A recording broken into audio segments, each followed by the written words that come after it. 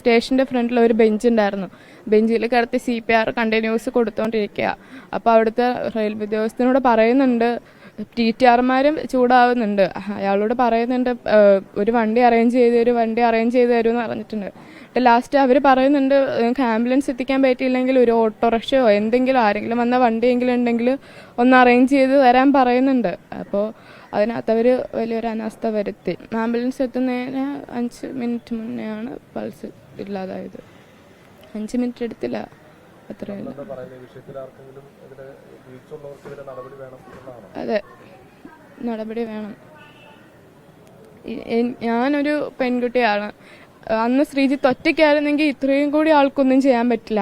അന്ന് രാത്രി ശ്രീജിത്ത് അനുഭവിച്ച കൂടുതൽ ഡ്രോമാറ്റി ഞാൻ അനുഭവിച്ചിട്ടുണ്ട്. എനിക്കന്ന് അവിടെ പാസഞ്ചേഴ്സ് എന്നെ ഹെൽപ്പ് ചെയ്തില്ല എന്നുണ്ടെങ്കിൽ എനിക്ക് അവിടെ ഒന്നും ചെയ്യാൻ പറ്റില്ല. ആരെടുക്കെ ഷൗട്ട് ചെയ്യാൻ പോലും പറ്റില്ല. എനിക്ക് ചെയ്യുന്നതിനൊരു പരിമിതികളുണ്ട്.